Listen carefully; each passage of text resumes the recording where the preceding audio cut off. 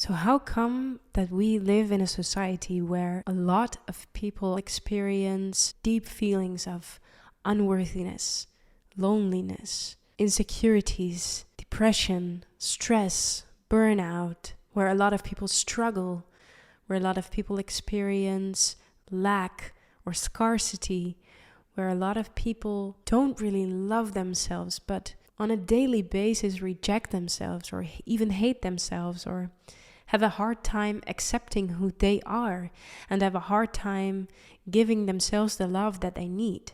Why are we living in a society like this? I'm asking myself these questions always and over again. Like, who was the first person who thought a negative thought about it himself or herself? Who was the person who invented insecurity or who invented unworthiness?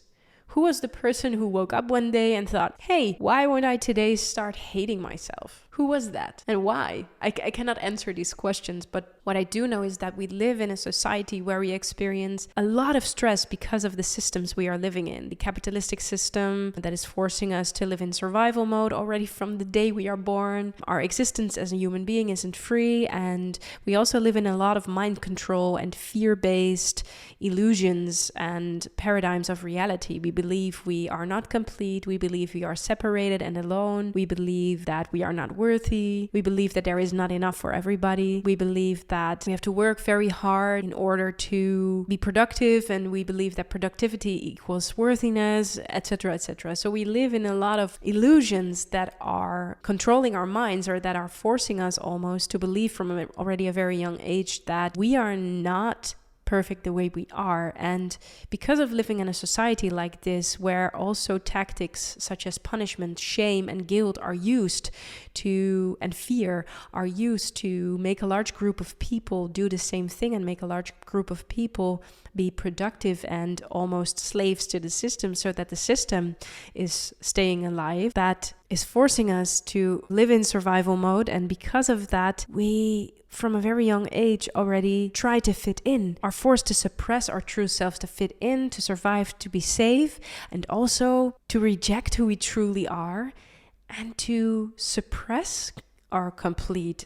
true self, because there is no place in our society for who we truly are. So we live in a society with a lot of people who suppress who they truly are and who live in survival mode every day, and in fear and in anxiety and guilt and shame, and work hard and just run for their lives in some kind of way. And those people grow up and become parents, and their children grow up in the same system with parents who are a little bit lost or more, etc., etc., etc. So we are living in a very destructive and dysfunctional society where the system we are living in is forcing us to suppress our true self, and also to make us live in survival mode and in fear all the time, and in all kinds of illusions that make us believe that we're incomplete and not worthy. And those things are very toxic for young children to grow up in.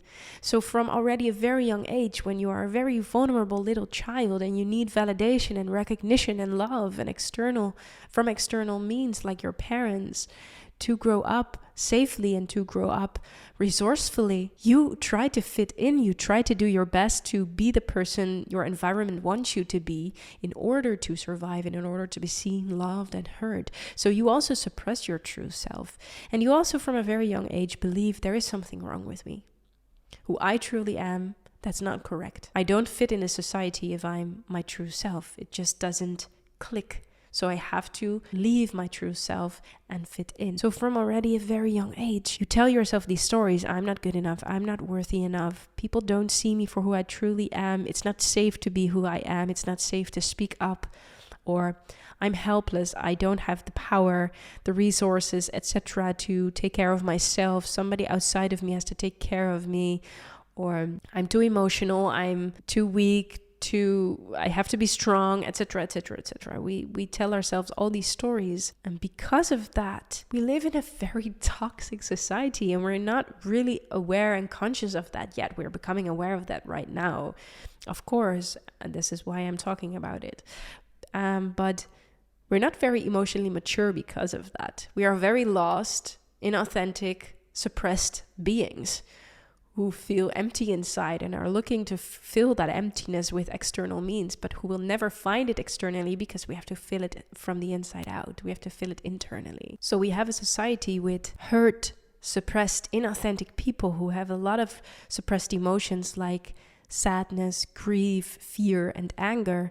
And all these emotions are still in our body, eating us from the inside out, causing diseases, but also causing reactivity and causing people to act from these emotions that they are not aware of instead of from their natural, pure, relaxed state of being. So that is a recipe for disaster. And these hurt people create hurt people. And this is how we create the cycle and the loop we are in. And this is continuously going on and on and on until someone decides to break the cycle. And this society and these hurt people, the systems and the people that are already hurt by the systems who get children, it's a recipe for trauma, for negative childhood experiences, for suppressing children even further, or perpetuating trauma, etc., etc., etc. So I don't know who was the first person who started thoughts of insecurity or thoughts of unworthiness. But what I do know is that the system we are living in is forcing people to live in survival mode and suppress their true self, and hurts people, hurts children. And these children become grown-up adults, but they're still hurt children, and they get children and they hurt children. And this cycle is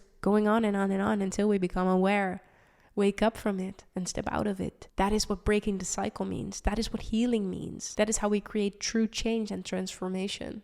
To step out of the old and create the new, to become aware of our self-sabotaging and destructive behaviors and all the pain and hurt that we feel inside of ourselves, to heal it and to give our inner child what he or she needs in order for us to grow and undo the damage and to stop the cycle, to break the cycle, to step out of old systems and to create new and better and healthier systems with awareness and a lot of patience. But we have to start maturing emotionally. When we don't do that, when we keep on suppressing emotions, when we don't do the healing work and heal and release everything that is stored inside our body, because it's stored inside our bodies. Everything that we've experienced, it's stored inside of our bodies. And when we don't heal and release that, we get sick. It's the beginning of diseases. That's what holistic psychology means. And when we release and heal all this suppressed emotions, negative experience, etc., that is stored inside our body, we not only become healthier mentally and emotionally, but also physically. And that is what we need.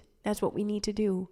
Break the cycle, become aware, emotionally mature, and become healthier, softer, more relaxed, more powerful, resourceful, and strengthful human beings.